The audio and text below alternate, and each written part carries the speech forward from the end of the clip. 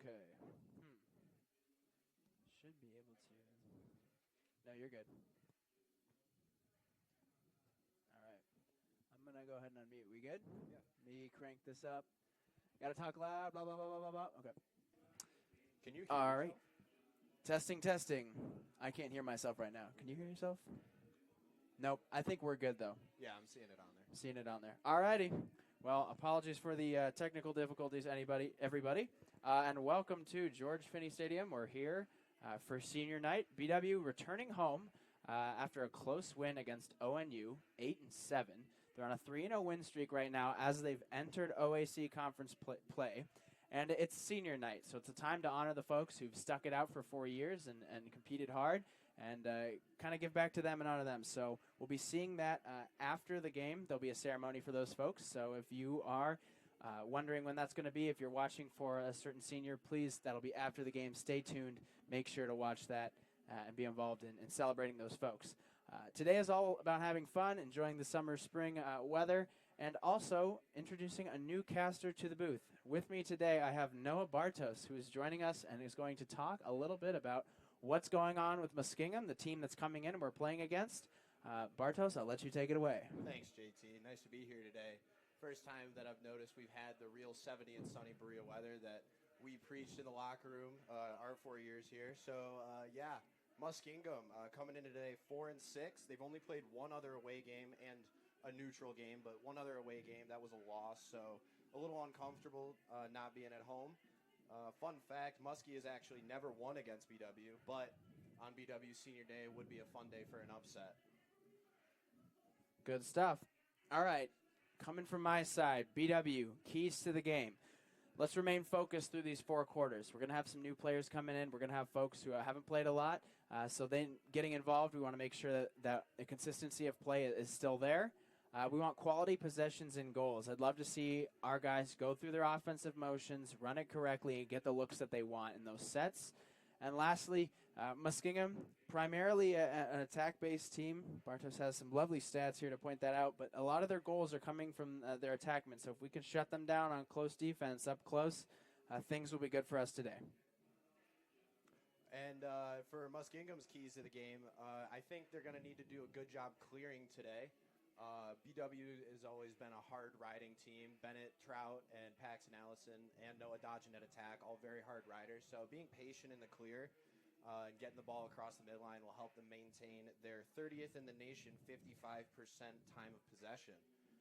Another key for Muskie is probably going to be the face-off X. The teams are roughly tied with their records at the X so far this year, so being able to dominate the face-off X today will help them secure that time of possession as well, and it will keep the ball away from a high-powered BW offense. All righty. Well, game time is about to start. We will join you guys after the anthem. Please stay tuned.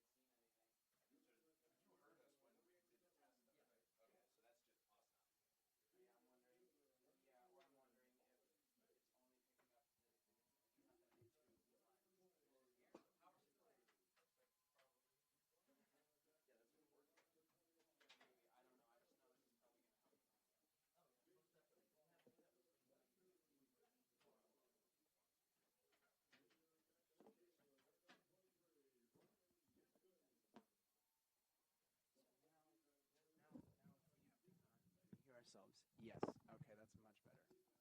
Now you can hear yourself. Yeah, it's a lot easier to It's hear. a lot easier. Appreciate it. Thank you. Also, it sounds a whole lot quieter on there. So like right now you're like, oh my gosh, it's so loud. But that's just because. What's up? I was trying to see if it was a volume dial. That's way too close to my mouth. If it was, then Yeah. or No, is this this the should volume be good. for us? So it has volumes for 3 spots. There's one right here. There's the main, and then there's each one right here. Well, I'm talking about the volume between each other, so then it'll. Oh, You're good. yeah, this is way better because when I couldn't hear you before, I thought that I was gonna have to like try and listen to you through these the whole game. Make sure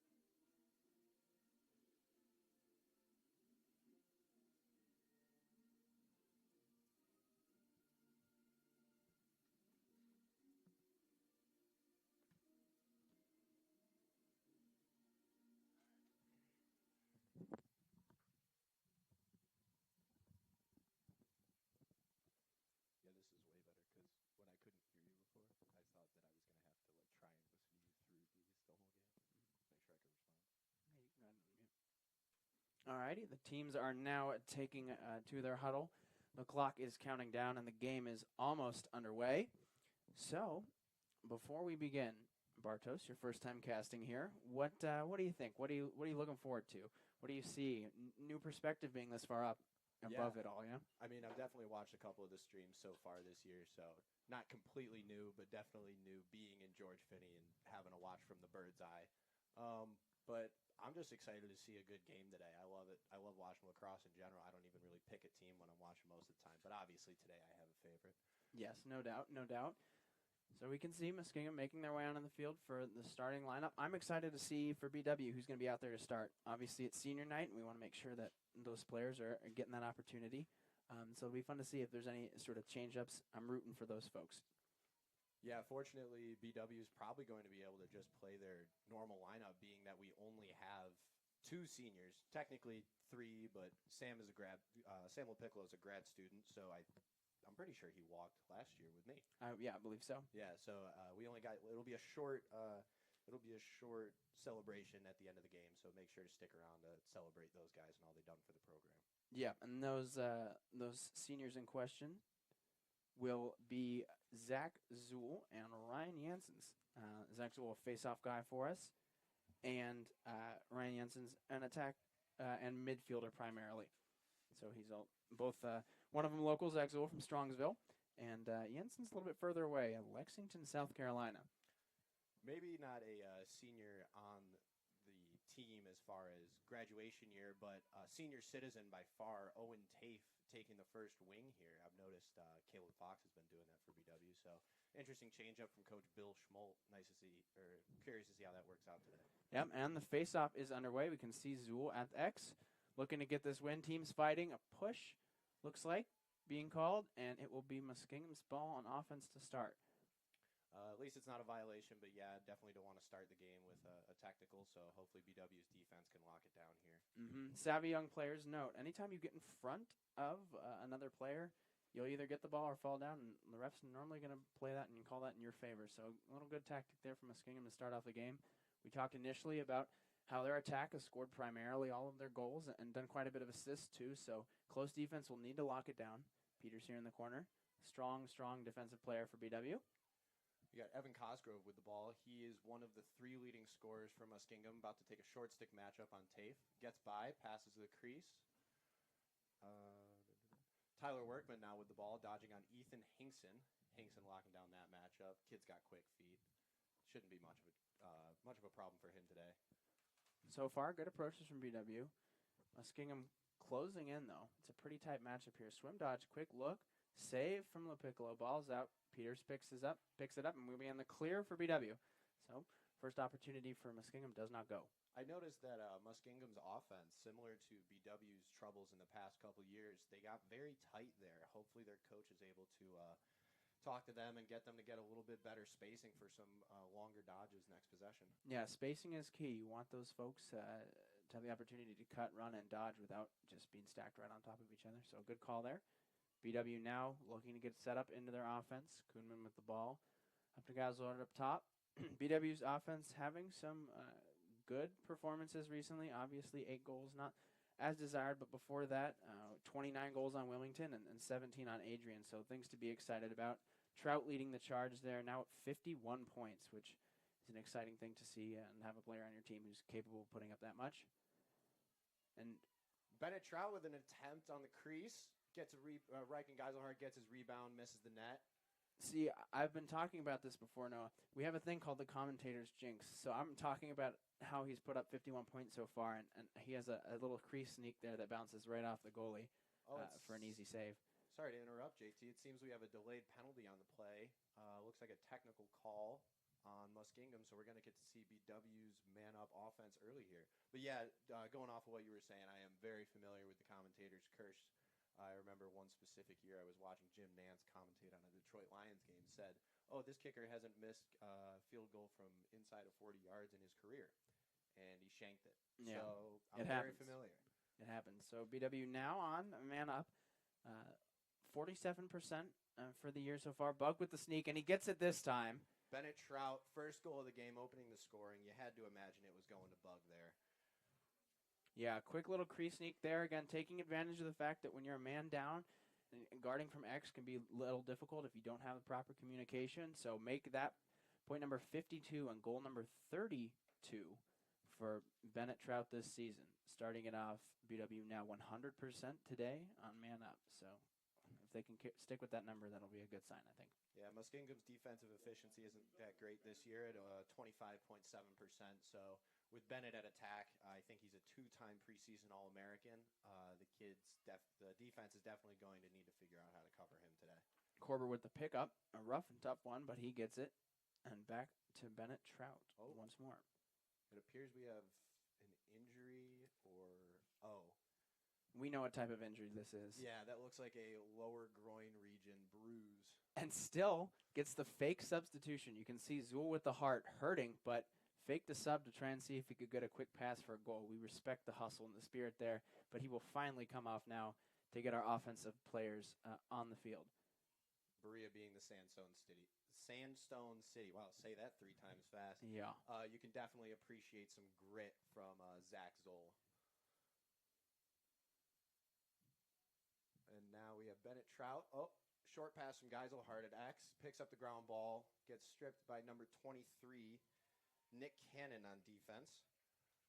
And Muskingum now picks up the ball. The Nick Cannon? No, I don't believe the Nick Cannon. He looks to be of different complexion, JT. Fair enough, fair enough.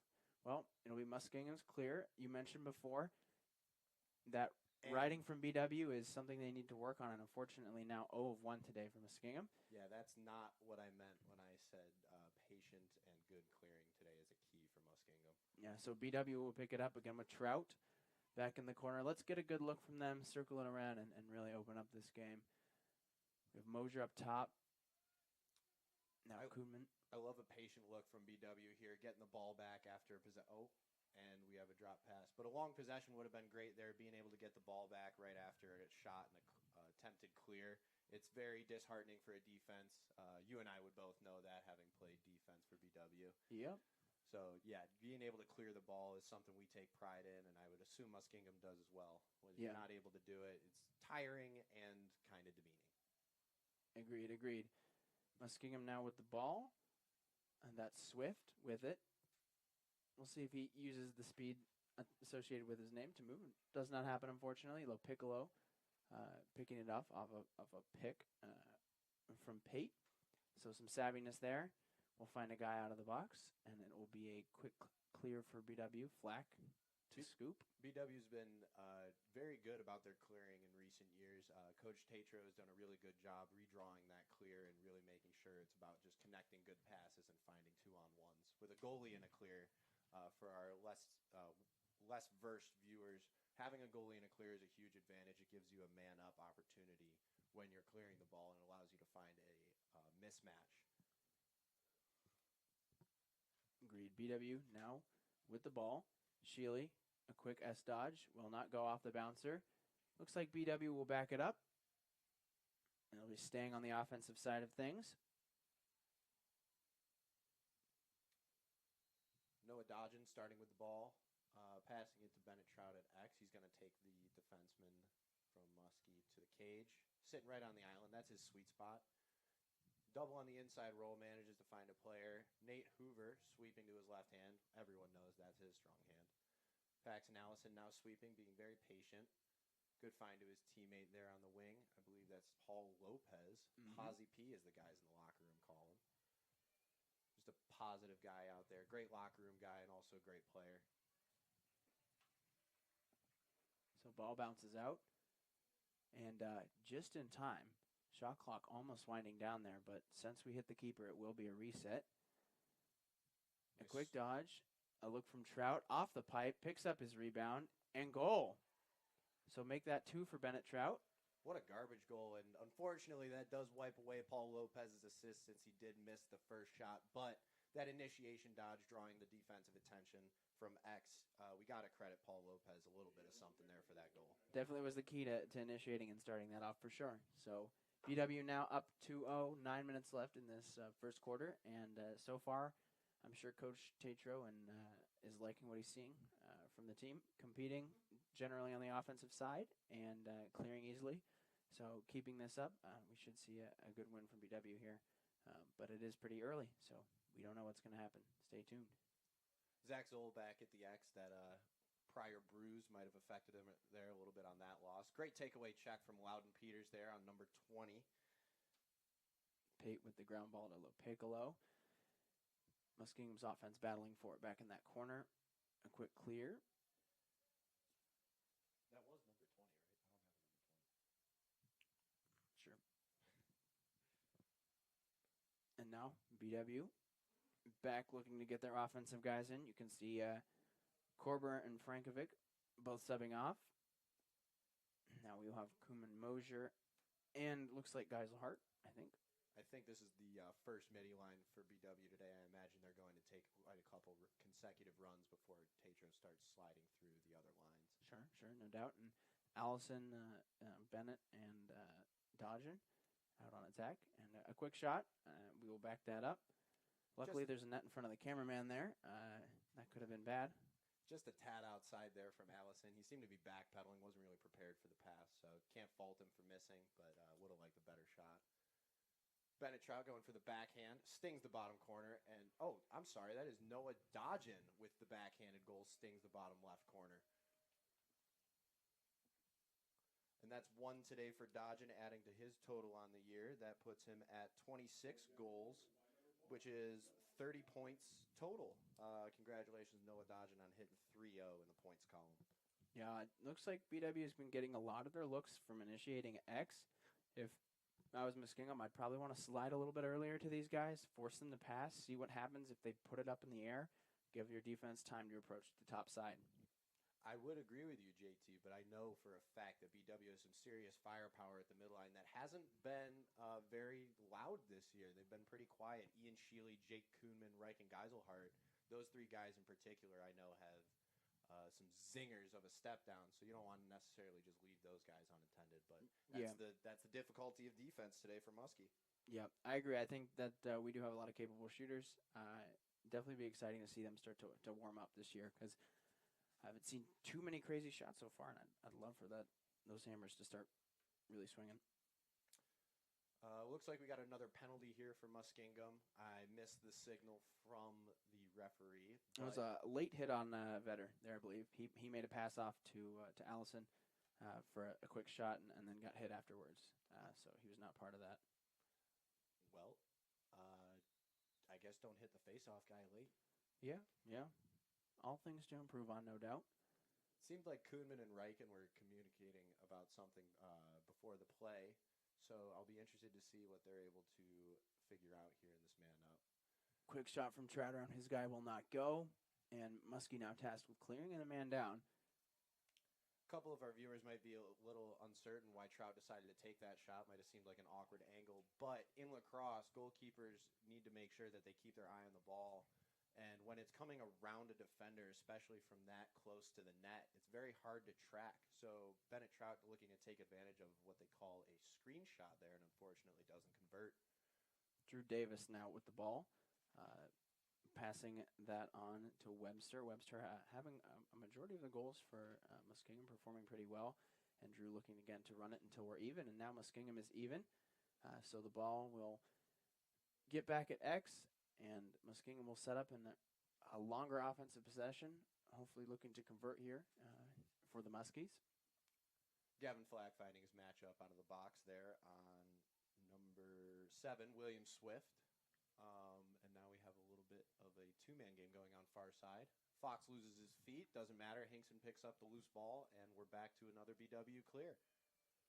The two-man game on offense has been extremely popular among especially college teams as of late. Having those guys high work and play off each other, picking, rolling, that's something that's become more popular. You can see now Muskingum has done it and BW doing it as well. You watch them get set up in some pairs and really work off that. So a more modern take on lacrosse offense and something that's had success for a lot of different teams. Yeah, as a short stick D-midi, I was very used to getting picked on, especially in the two-man game. The teams called it a big little, which is where you're bringing goal from Nate Hoover off the loose ball, bounces it just past the Muskingum goalkeeper, whose number I can't see, therefore I cannot identify. 99, that's Liam Liskey. Thank you.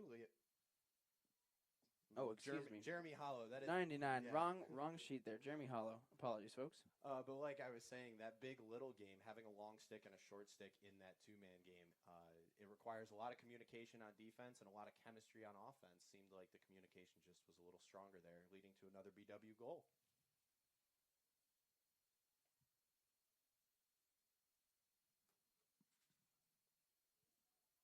Another face-off from Vetter, another win. Moves the ball to Ryan Frankovic. That is a big man running there. Don't want to get in his way. Looking to move the ball to the attack, sub off, and get this BW offense set back up. Paxton Allison holding the ball here, moving the ball up top to Reich and Geiselhart. Like I said before, pretty sure BW is going to roll with these ones in the offensive midfield line until they get a little tired. Then we might see another line with our second senior, Ryan Janssens. Reich and Geiselhart doing a little bit of an ISO here on the short stick D-midi. I pity the man, but I love Reichen's one-on-one matchups. So excited to see what he does here. And a question mark goal at the island, that 5-and-5 area from Reich and Geiselhart. All that dodge and all that work he was putting in obviously paid off. Yeah, well, that may have been a question mark dodge. The answer was goal. So a quick from Geiselhart, his first of the day. And BW now with 5. If I'm not mistaken, I believe Reichen has a little bit of a basketball background, which you can see in that ISO situation. He really tries to square up his guy and find that half step he can get in order to get an advantage. And I think that just goes to show how lacrosse has grown and how being a multi-sport athlete can really benefit you in this game. Quick face-off win for Muskingum. If there's a place they've competed really well so far today, it's been the face-off X. And no doubt in line with the statistics we see, both teams pushing close to 50% on their wins. So good job from them. That'll no doubt translate to more offensive possessions with which they can try and score here and get on the board. Ball is moving up top with number 27. That's Kamiski, Ethan Kamiski. Moving it on to 15. That's Ethan Klein. So 2 Ethans, the combination for Muskingum here. And the pick game involved. It could get a little confusing because now we have Cosgrove involved. Ball is moving. Looks like Caleb Fox did a great job there guarding Ethan Klein. If you're able to dominate a one-on-one matchup on defense and just kind of bully that guy around, it does kind of get rid of the advantage from that two-man game. Ben Matesic with a takeaway check, looking to fight for this ground ball here up near the midline. Davis looked like we'll pick it up, but drops ball it again. comes out again. Ball's over the midline. Noah Dodgen's going to pick this one up. We have a 3-on-3 situation. BW looks to slow it down, it looks like. Smart play, I'd say, especially early on. Want to get a feel for things. Yeah, when you have the lead, 5-0, there's really no reason to push that there. Allison gets lift checked, so he tries to go, and unfortunately, ball gets taken away by him. Step in the crease from number 23, Nick Cannon, and ball will now be back with BW. Yeah, as a defensive player, when you pick up that ball, it's almost like you're playing offense now. You have to avoid that crease because if you run into and out of it while possessing the ball, it's seen as a way to kind of alleviate yourself of any pressure you might be receiving, which is not legal in the game. Reich and Geiselhart, a fading shot down the alley, assisted by Kean Moser, and that's another one tally for BW. Yep, always nice to see him get involved.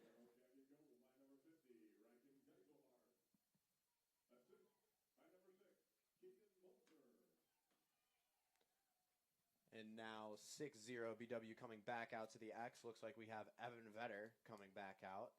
Coach Schmaltz seems to think that that is the better matchup as of right now, and we'll see how that develops. Frankovic and Korber both on the wings, and here's the draw. Evan Vetter winning it out the front. Seems like he won that pretty much no contest. Paxton Allison with the ball now, slowing it down, moving it back up top. BW is going to try and get a long possession here. Now less than 3 minutes, 30 seconds left in this first quarter. So BW, I'm sure, happy about how it's going so far. They've dominated the possession. They've gotten some good looks, and I'm sure they'll look to continue to do that.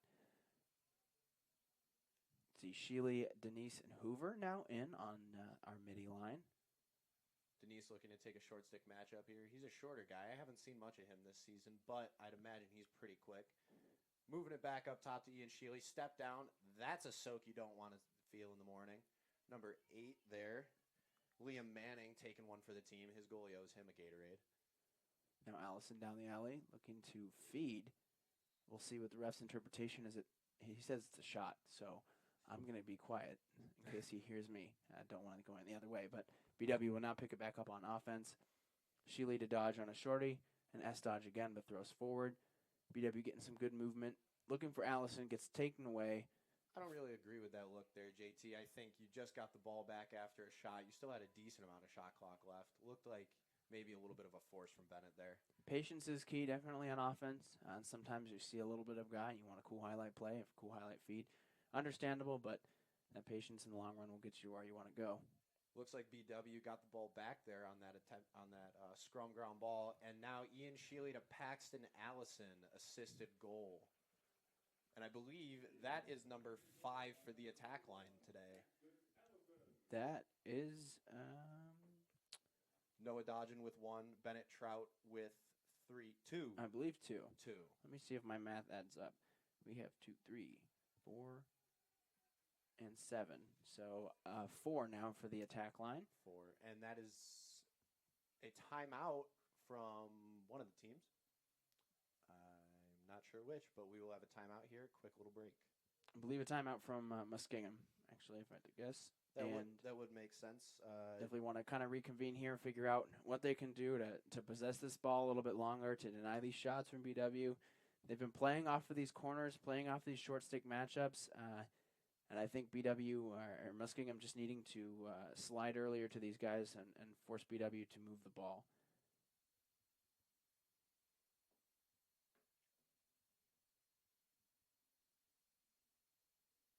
During this timeout, we'd like to thank some sponsors, let you guys know that tonight's Yellow Jacket, well, not tonight's, I should say, this afternoon's Yellow Jacket lacrosse game is being brought to you guys by University Hospital's Jasinski Sports Medicine Institute.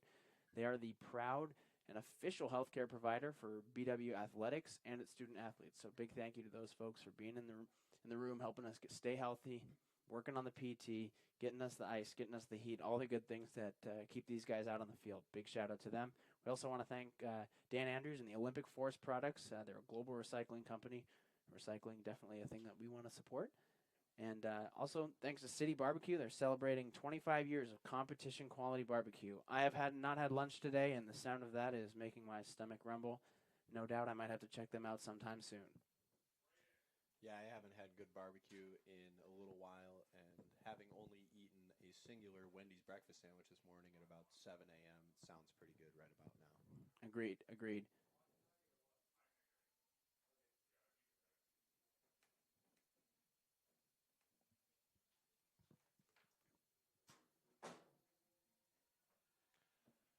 And here we are back at the X. We got Owen Tafe and Ethan Hinkson on the wings. A little more experience than the previous line. Ball And- pops out. Players now released. Now number 43, Jacob Siegel will have to deal with the BW ride. Manages to get away. Now number 23, Nick Cannon, carrying the ball up, moves it to his attack, and we will get a Muskie possession here at the end of the first.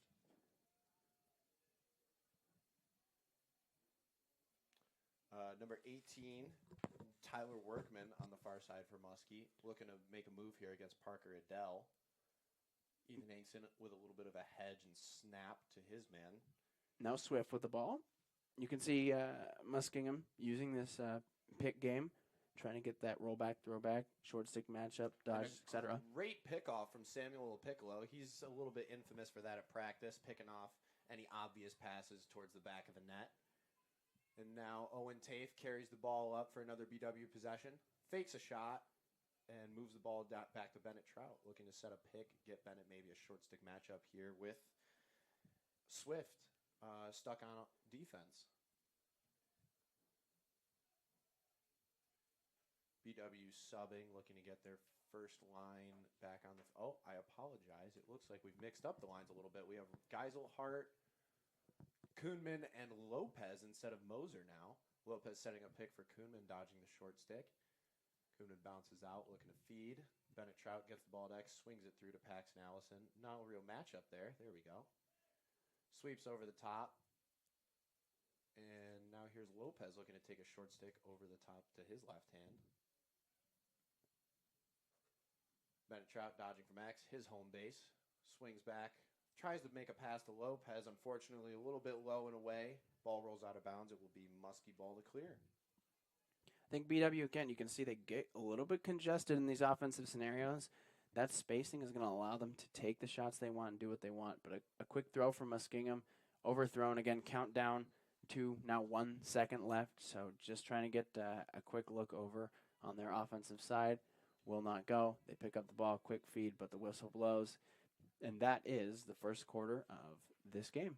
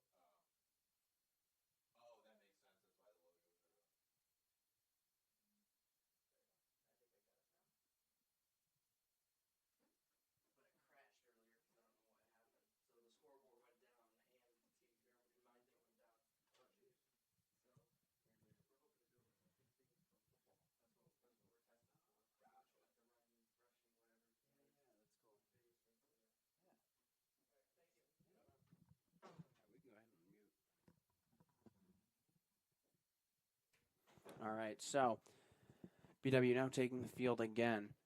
If I'm BW right now, let's say I'm Coach Tatro. What am I saying?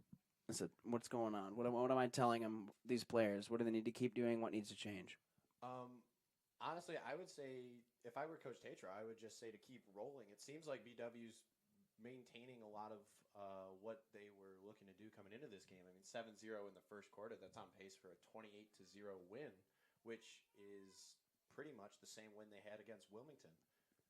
So I would say Coach Tatro is probably telling the team to just keep keep hammering and make sure to focus on the little things. Maybe Coach Schmold had a little bit of a talk with his guys for the X to try to get a little bit of strategy talk from them. Zach Zoll looks to feed through to Bennett Trout on the crease. Maybe not the best look, maybe a little forced to start the quarter, but can't blame him. Face-off guys don't get many stats besides those ground balls, so. It can also be tough with those face-off sticks, too. They're a little bit warped and a little bit messy. Sometimes it can be hard to pass and catch with those things. So, good look, right idea. Execution just wasn't there. BW now going to play some defense. Looks like an attempt at a double here, but a quick kick out. Yeah, it looked like a 10-man ride. Sam LaPiccolo out of the crease for that ride, trying to go cover Calvin Warner. Oh, nope, sorry, that is not the right player. He's a defender. That's Drew Davis. Sam was over covering Drew Davis on that ride, attempting to give the BW Poles a chance to get an easy double up by the midline on the Muskingum defensive middies. And a 10-man ride, not something common for BW. Ethan Klein matched up against Flack, being a little bit shifty, but Flack staying with. Muskingum doing a good job of dodging against these short sticks, trying to get a good look. But Fox gets the check and will now pick up this ball. Good cause turnover from him. And now the ball is back on BW offensive ground. Yeah, Noah Dodgen here carrying it. He's been a bit of a only goal scorer, kind of one-dimensional goal scorer this year, but he has been known to make plenty of feeds, so definitely a threat with the ball in his stick, even when he's not looking to shoot. A little bit of pressure on number 77, Heilbrunn there, and BW gets a riding goal out of it and possibly draws a penalty? Yeah, a quick restart, and unfortunately, Allison now on the ground after that shot pressured the pull over through. Coach Tatro asking the referees what's going on, and I have to say I agree with him. That shove was A, little late, and B, straight in the back. Yeah, not exactly what we're looking for from either team. Definitely was late there. An unbiased take, I would agree, but some good pressure. Allison missing that first shot, then getting the ride, forcing an overthrow. Trout with the savviness to get a quick restart to find Allison right on the crease. He finishes with a goal. And unfortunate push in the back there. Looks like he's okay there. He's staying on the field. Muskingum subbing off the player who made that late hit. Looks like Paxton Allison might have even had a couple extracurriculars for Heilbrunn there, and justified, I would say. That hit is not something we like to advocate for in lacrosse. Casey Perry, sophomore defender coming on for Muskingum, subbing off Tyler Heilbrunn, and I think that's a good idea before things get a little out of hand down there.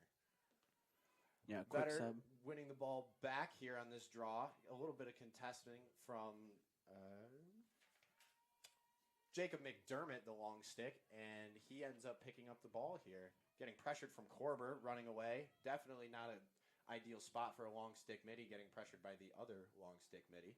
Doing well to escape it, though. Gets the ball back over into number 43, Jacob Sega.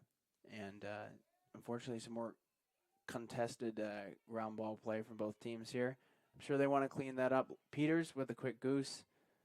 Korber now fighting for it. All the teams going for it. Looks more like an 8th grade ground ball scrum here, but Muskingum coming away with the ground ball. Finally setting up in some offense. We'll look to see if they can utilize some strong attackmen and finally put one in the back of the net. Yeah, it looked like Peters was trying to get the ball over to his teammate Gavin Pate there, BW's number one matchup defender, I'd have to say, and I don't think he was expecting the ball, causing Muskingum to get it back. So now we have Owen Tafe playing a little one-on-one defense, and LaPiccolo with the save. Tyler Workman sweeping over the top, usually not where we want to have an offensive midfielder dodge to, but if Sam can make the save, I guess we're okay with that. Yeah, an excellent save from LaPiccolo. Dodging now on the other end and goal. Quick transition work. Sam looking up the field, gets it, a little tic-tac-toe, and now a goal from number 5, Noah Dodgen.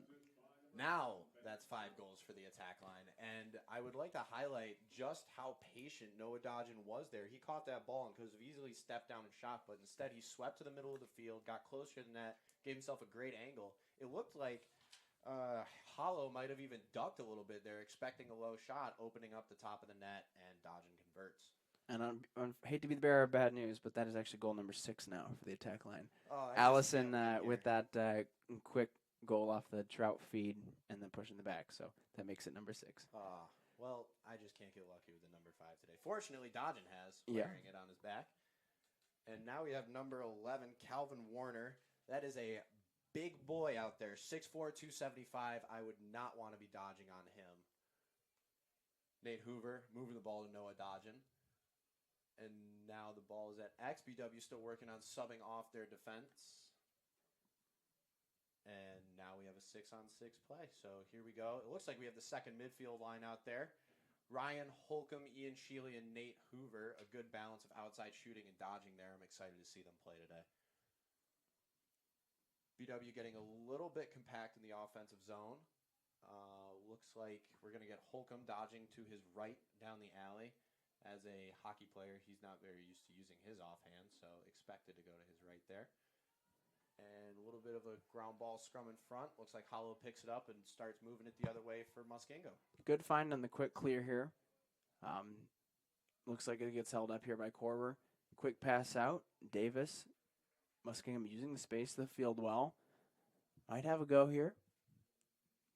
Matesic getting pressured, but not happening. Pate now. And Muskingum getting their offense set up. We'll see what they can do. Yeah, Aiden Mondel here with the ball. Haven't heard his name much today. It looks like he's getting the long stick here, demanding that respect from the BW defensive midfield. And now we have Cosgrove, one of the leading scorers for Muskingum with the ball against Loudon Peters. Our, I would say, biggest defender. Ben Matesic, if you look on the stat sheet, is a little bigger on paper, but Loudon being former number 3, I believe, wrestler from North Carolina, knows how to use his body and bring the boom. So maybe we'll get a big hit from him. Fox with some good pressure, but Muskingum ends up finding Mondel. A quick shot from him goes high. BW needs to stay collected there. A quick slide and an attempt at a double left a guy kind of standing free on the crease, and well, his shot will not go. There's a chance that could happen again, and we don't want that. So Fox now pressuring on X. A quick feed.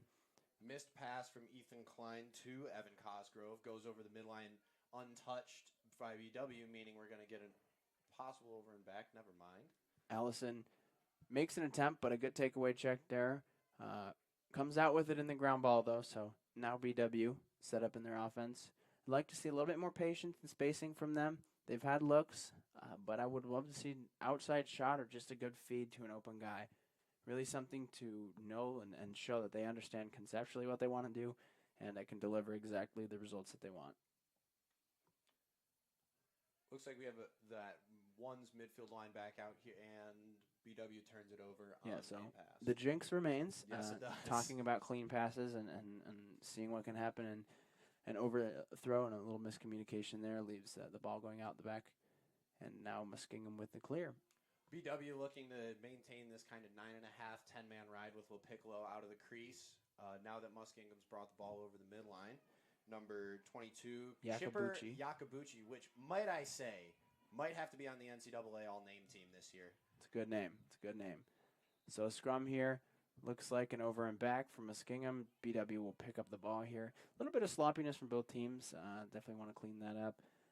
But now back on the offensive side for BW.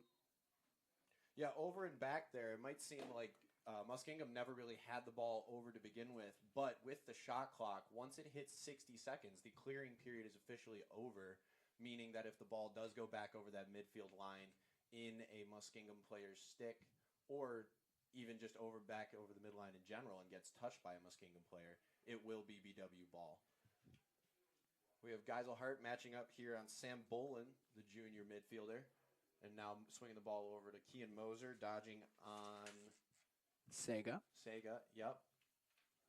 Curious to see if he's got that Sega sonic speed in a clear maybe sometime soon.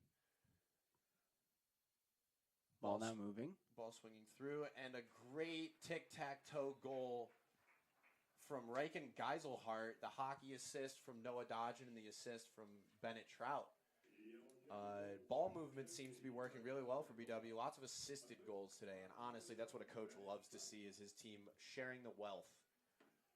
That is definitely the patience that we talked about earlier. Just valuing the ball and getting a look that we know can create an opportunity, and we know that is a high chance of being a goal. A cut like that and a feed like that is exactly what we're looking for. So now we have Vetter at the faceoff X against Winkler, freshman. So good battle here. It's cool to know that Muskingum has a freshman who's been competitive so far this season and will remain a member of their organization for 3 more years. So I'm sure that's exciting for them. Korber battling now. Misses the goose there, leaves the ball kind of sitting right there at the 43-yard line. Oh, and one of the players goosed it back. BW's attack ends up picking it up. Noah Dodgen misses the bounce shot to the far post. The referees will award BW the possession, and that's one of the things I love about lacrosse right there, the shot chase. Instead of the ball just going out of bounds and changing possession, you get to just have a pure effort play. Who's going to run harder? Gets the ball back for BW, and that leads to a goal. Quick one at that. BW readying up quick, cutting immediately. Doesn't seem that Muskingum's defense has been able to ready up at the same speed, and that's left them unfortunately open to a quick cut and some quick goals from BW. So the score now 11-0.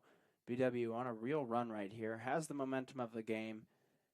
Good things for them definitely so far, and I'm certain some good things up ahead. 16 shots and 11 goals too is another exciting percentage. They're finishing well.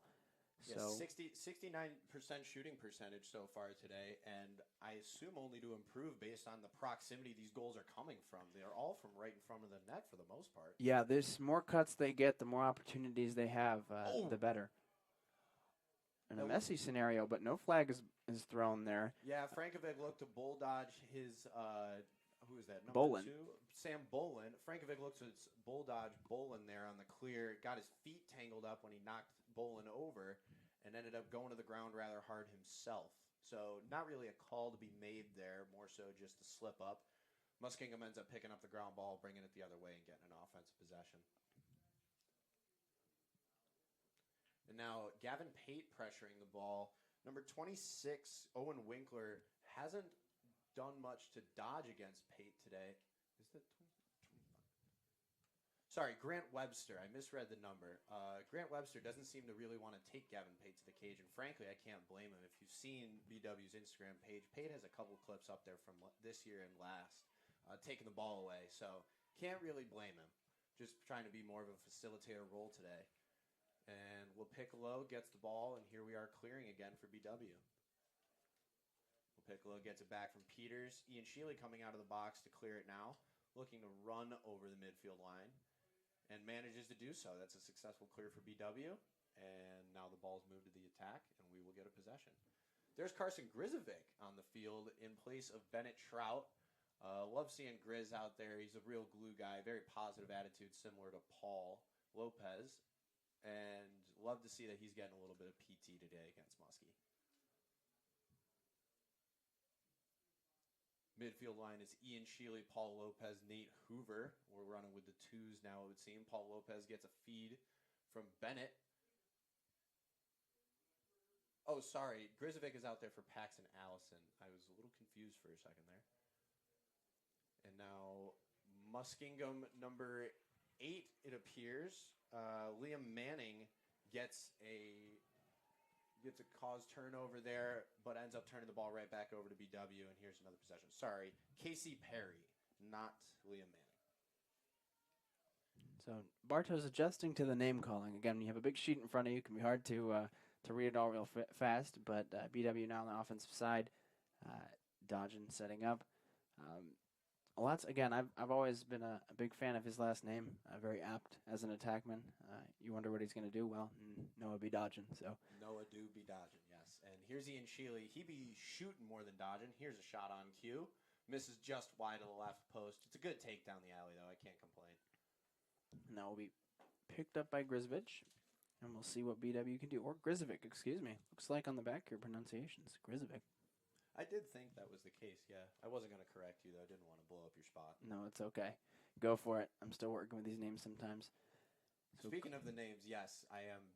It's quite hard to call these names, especially sitting perpendicular to the field. A lot of times when they're running one way or the other, you don't get a clear view of the jersey, so you're just doing your best with the shape of the number. Yeah, This one, however, number 43, Jacob Sega, showing off that speed I mentioned earlier, moves the ball to Cosgrove, and he ends up getting his hands tied up, turns the ball over.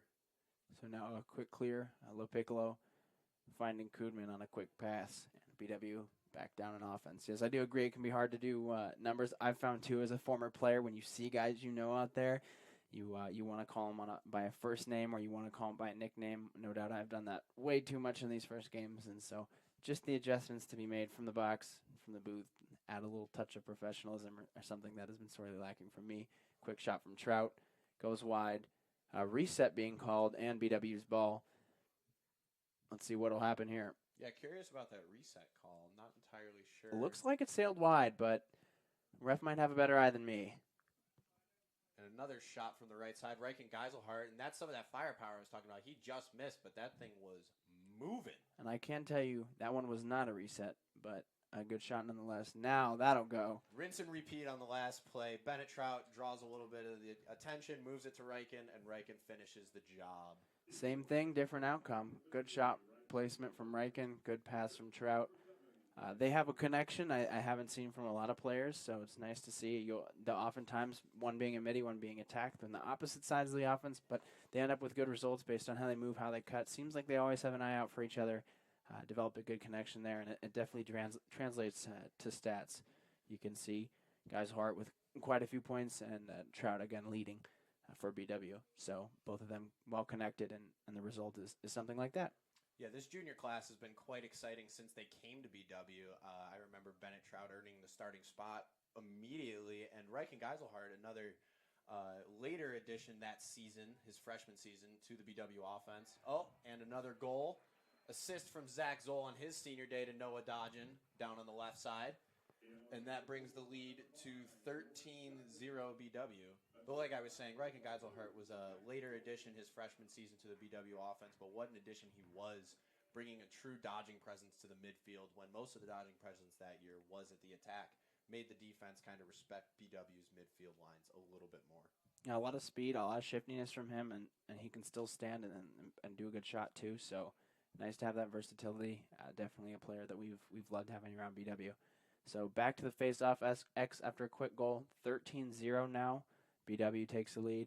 Vetter fighting for it. Wow, an interesting check there. Ref's got his hand up. It seems like that was going to be a trip from the second it started. That was a sweep of the leg, it appeared. Sometimes you throw a lift check on the stick, and sometimes you throw a lift check on someone's quad, and it looked like that was the latter there. So Vetter being knocked to the ground, but BW coming up with the ball due to the call there. And looks like the ref's stopping the play. Not sure what they're looking for. It looks like just waiting for the substitution. But we'll be picking this game up again shortly here. Yeah, it's quite interesting. Owen Winkler channeling his inner Johnny Lawrence there with sweeping the leg, but didn't pan out, obviously, since we're not on the mat, we're on the field. Yep, so now Trout, again, looking to feed, getting it out to Allison. You can see now Denise in, as well as Holcomb. So some newer midfield faces. They had a run earlier, but along with Hoover, new to the second quarter. Excited to see what they can do. Last time I saw Lopez play against Adrian, had some really good picks and a good assist, I believe. Quick shot from Holcomb doesn't go. Looks like Muskingum's moved to a zone defense here. I don't think BW is really prepared for that. I'm excited to see how they decide to evolve and adapt their offense to deal with that zone. Eldon Korber selling out looking for that ground ball. Misses, but his team picks it up. Denise with the ball here, moving it to Bennett behind the net. And the good eye does look like Muskingum now in a 3-3 zone. Again, so we're switching to zone. BW now wants to look for a lot of cutters or outside shots. I think Muskingum saying, hey, you guys have had a lot of stuff inside. Let's see if you can shoot. And BW will no doubt look to test Muskingum's theory here. Typically when you go into a zone defense, it's because the other team is beating you on an athletic front. BW's been doing a lot of dodging and drawing the slides, which has led to these ball movement goals. And I agree with the Muskingum coach's decision of moving to a zone. It's a little bit of a pride thing that you don't necessarily want to leave your man defense, your starting defense, but you got to win the game, and that's any means necessary. So you got to swallow your pride and do what you got to do. I think a good change up. Seeing a defense that the offense hasn't seen yet, mixing it up is always good because, again, communication being an important part of this game. If you don't know how to read that defense, you're going to struggle to score. But now, Muskingum with a chance themselves. Mondol carrying the ball here, dodging against Devin Ambrose. First time we've seen him at defensive midfield today. Davis on Matesic now. You can see Muskingum looking to feed.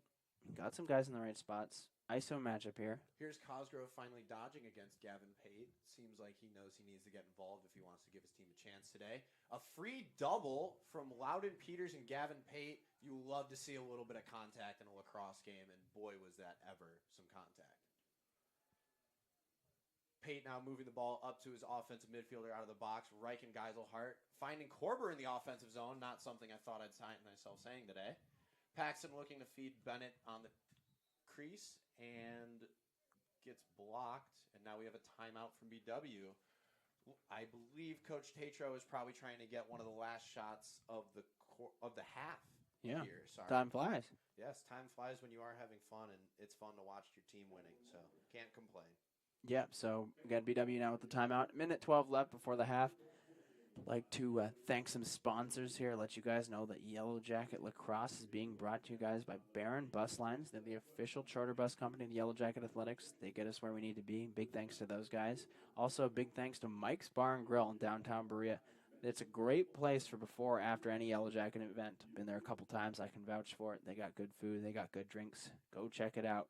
And lastly, Medical Mutual of Ohio. They're the official healthcare provider of Baldwin Wallace University. Just want to let you guys know that you are listening to Yellow Jacket Lacrosse on bwyellowjackets.com. So we appreciate you guys being here.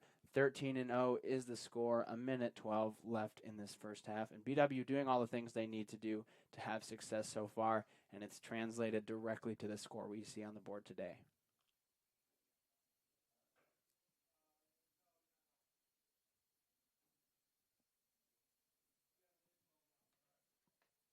So the teams now back and taking their shape. Be curious to see if Muskingum stays in a zone. I think if they can really jam up the middle and prevent these cutters, they're going to have success. It seems like if we take a look at stats-wise, they have good keepers that can force some of these bad shots. So BW obviously getting a lot of cuts inside. Muskingum making the right call to change it up. We'll see if they stay zone and say, hey, can you really get it around our keeper from distance? BW, I think, in this game has yet to prove that. I think it might be only a matter of time, but we'll see. We'll see. Yeah, it looks like Coach Jablonski is having a separate talk with his offense from that timeout, and I think he was trying to get some feedback, see what they were seeing out on the field and why they haven't been able to score yet. I'm curious to see what they've drawn up in that timeout and what they can do if they get the ball back before the end of the half. And Janssens was matched up on D'Amico. We haven't seen Janssens too much in this game yet, but one of our seniors, so no doubt looking to score on senior day. Allison with a big rip. We got a save will here. Not go. Go ahead, JT. No, you're good. I just said will not go, but the ride here will, and Trout picks it back up, so we're back on offense. And we have 37 seconds here left in the half. Bennett looking to feed. Paxton Allison now with the ball. Moves it to Ryan Janssens, maybe looking for a goal here at the end of the first. Moves it to Nate Hoover across the field, dodging a short stick midfielder. That's a mismatch if I've ever seen one.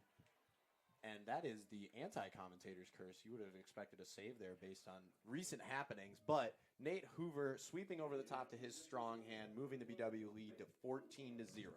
And Hoover, that's a dodge that he's very comfortable in. If you've played with him, you know.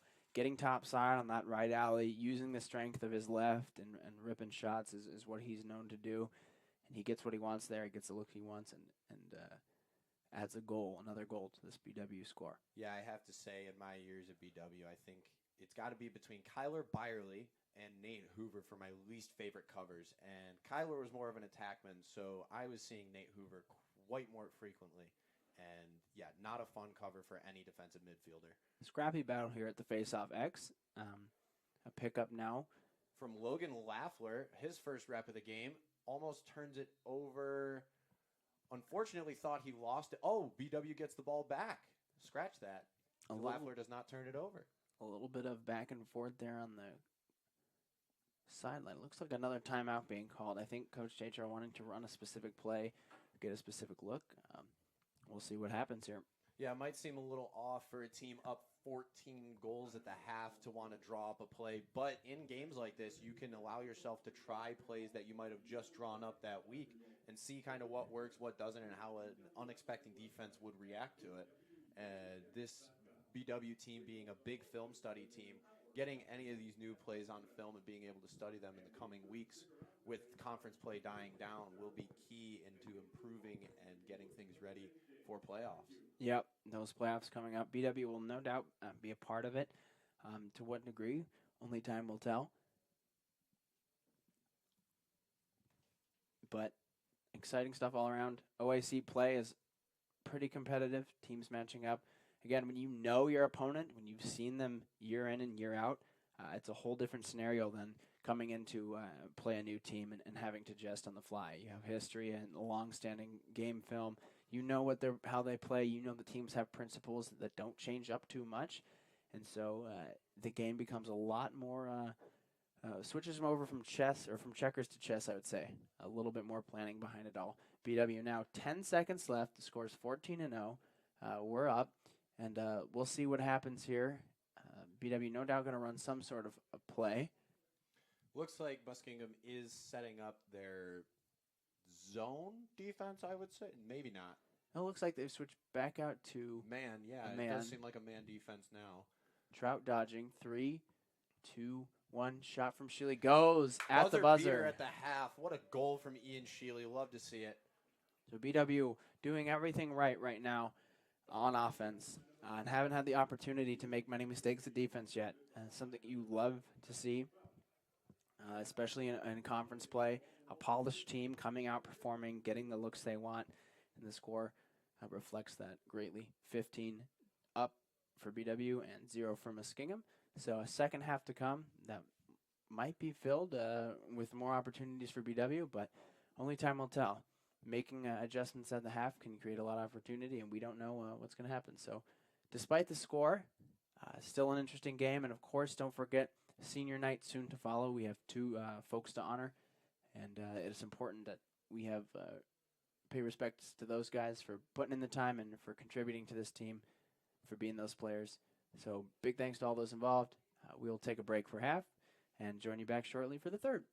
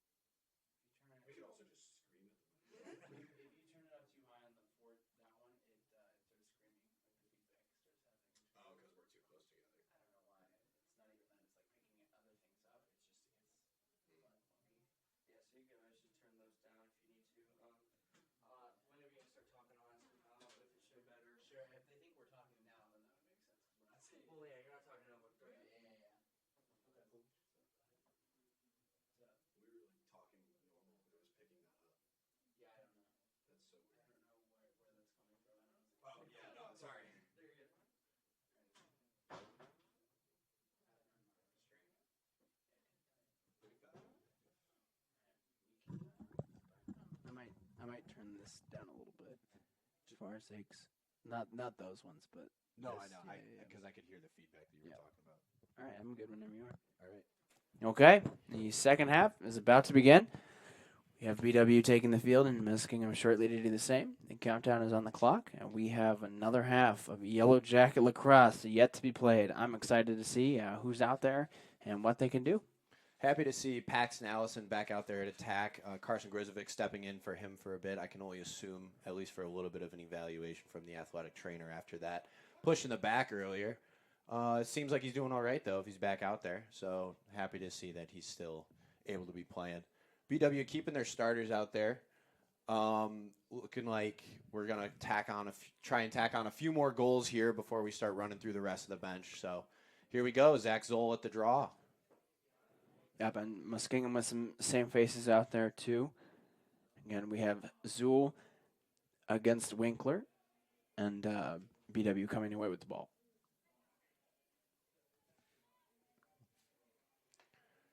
Bennett Trout swinging the ball through X over to Paxton Allison. It looks like BW is going to possess and wait to get their offensive personnel on the field.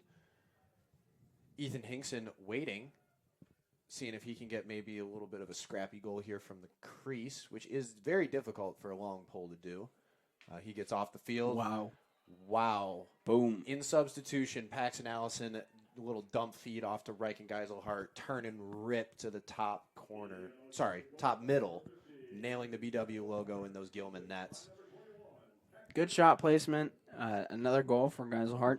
Again, I think it looks like Muskingum trying to run a soft zone. Again, it looked like pretty zone behavior.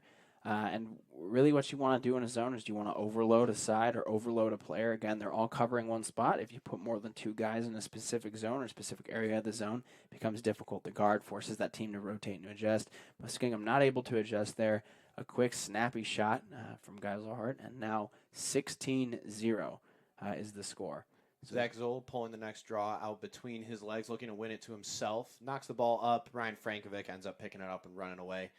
Looking like he might push some transition here with Zoll, and Zoll decides to move it over to Paxton Allison.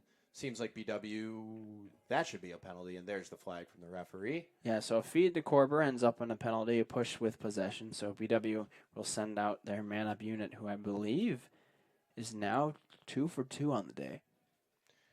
Yeah, those are good numbers. Can't lie that 100% is probably a good conversion rate for a man-up offense. Korber very pumped to draw that penalty for his team. He knows that any opportunity he can offer his offense, regardless of what's on the scoreboard, is a job well done. So good for him drawing that call there. No doubt. And now some more man-up played. Probably see Bennett Trout sneak around the crease here, look for a quick feed, shot, mom goal. And that's number 3, Dylan Dugoselski. Yep, Dylan Dugachelski there on the man-up. Excuse me. He's dealt with a couple of tough injuries during his BW career, so he's become a little bit of a man-up specialist. And knowing the journey that he's been on, I just love to see that he's able to strap up and get out there on the field with his teammates, because he's put in a lot of work to be able to get back to playing. And unfortunately didn't convert there, but you'll see if we get any more Muskingum penalties that he is definitely not a shooter to trifle with from the defensive side. And out, so BW now still man up with a free slide. And the moment I say that, now it's even. So back to 6-on-6 lacrosse. Muskingum with the ball. No doubt looking to make an adjustments here that'll get him a goal. They've done a good job getting dodgers against the short sticks, but not much has come of it so far. So if I'm their coach, I'm talking about, hey, commit to these dodgers, space it out a little bit more, make it more difficult for BW to react and slide. Fox with a good lift there, stopping Swift's attempt to feed while sweeping over the top. Now we have Davis going to work on Ben Matesic. A little bit of a size mismatch there, but Davis doesn't seem to mind. Throws a pass with his hands tied up a little bit over to Workman, ends up turning the ball over, and here's BW back with the clear. Yeah, Matesic using a V-hold, which isn't something that's super common with BW players, but nonetheless works out to his benefit in that scenario. I'd argue that while Coach Tatro definitely does advocate for not using the V-hold to his pulls, he likes it better when his defenders, short stick or long stick, play between their fists. I'd imagine that size matchup there offers Ben Matesic a little bit of leeway in Coach Tatro's eyes to be able to use that V-hold. No doubt, no doubt. Now BW moving the ball well here. Getting some dodges, getting good looks. We'll see what shot comes of it. Carson Grizovic back on the field. Feed in front to Dodgen and a goal. Good eyes there from Grizovic. He got that ball from Hoover quickly. Didn't take long to find Dodgen there on the crease. That's a great feed. I've really been impressed with BW's on the crease feeds today. Sometimes they are traditionally like to force that, and those passes can be errant or checked down, but they've converted very well on those today. Finding the stick right in that top spot and finishing really quickly, avoiding the crease, all good things you like to see. Hopefully something that BW can replicate in games to come, because skills like that, anytime you're dangerous in tight scenarios, tight windows where there's a lot of players, just all the more reason to be a threat. Yeah, being able to catch the ball in tight there is a difficult skill, and it seems like BW's players have mastered it. Zach Zoll, jump shot, goal on senior day. Woo! That'll get the boys going. It might have been getting a little stagnant down there with such a commanding lead. But when your senior face-off man, who's I believe number 3 in BW all-time with face-off wins, gets a jump shot goal right down the middle, you can't help but get up for your boy. Muskingum choosing not to go on the Fogo, which isn't a bad idea in theory, but their theory doesn't prove right when tested this time around. Zool with an excellent shot, and BW 18 and Muskingum now 0. So Vetter will now take the face-off. You can see the bench giving Zool his needed high fives and respect. It's exciting to see a Fogo score, and now we're back to the face-off X. Vetter pulls it back to Ryan Frankovic using his wings, which, having played with Vetter last year, was something he definitely had to learn how to do. He was very used to winning the ball to himself all the time. But when you're at BW, you get this rope crew coached by Coach Schmolt, who really understands the entire game at the X and not just the face-off versus face-off matchup. So Evan Vetter obviously has learned his lesson on how to use his teammates and work smarter, not harder there. Yeah, and it's paid off. His success this year. It's been nice to see BW with a bunch of competent face-off players. Sheely shot and a little high there. The sidearm does look spiffy on the highlight reel, but does not commit here. So now BW with a reset, ball back in Trout's stick, and it will be back to BW offense. Yeah, Ian Sheely, another one of those hockey players similar to Ryan Holcomb. You'll notice both of them have much lower windup than most coaches would advocate for. Young players at home, just please shoot overhand. Don't emulate these guys. But if you are a hockey player, you get a little bit of extra power from that familiar movement. There's the overhand shot from Denise that coaches love to see. Great rip. I believe, the reset being called, so off the foot of the keeper. Keeper made a good save there to step out. That definitely would have gone if he hadn't been there. So now Grizovic up to Sheely. Back on offense again. Ball moves over to Denise, looking to dodge his short stick again. Gets to his right hand, doesn't want it. Moves it to Dodge, and another mom goal to the outside. Holcomb with a hitch to his right hand. That's a very favored move for him. It's just that hitch, get over the top, try and find a shot. Bennett Trout back at X, looking to dodge his man. Feeds Denise. That's a good handle almost. Dodge and soaks a rather big hit there from D'Amico. Very clean, though, right to the chest. First one of those we've seen from Muskie. Hoping to see more of those and less from the back. And now Muskie will try and clear the ball. Yeah, so they get a quick clear. BW, a little bit of confusion on the substitution, and a lot of guys in that back corner. Fast break, almost opportunity here for Muskingum. Pate does a great job tying up Cosgrove, trying to afford substituted goalkeeper AJ. I can't remember. Schultz, thank you. AJ Schultz, a contested shot for his first shot of the game. Obviously, when you sub in after sitting on the bench for a little bit as a goalkeeper, you can get a little cold, lose your tracking of the ball. So don't want to go in there and face uncontested shots immediately. Schultz played in the Adrian game. I believe LaPiccolo was out with the flu and did really well, so I'm happy to see him out back there. He did a good job on quick clears and made plenty of saves. No doubt BW coming away with their first game holding an opponent to under 10 points, and Schultz was a part of that. So good job on him, and really nice to see him back in the cage. Geisel looking like he's going to shoot. Feeds Bennett Trout at X. Bennett finds the one more to Carson Grizovic in front. And Grizovic so poised there in front of the crease, finishes with Muskie defenders all around him. Great catch, great shoot. That might be the 6th or 7th goal we've had right on crease.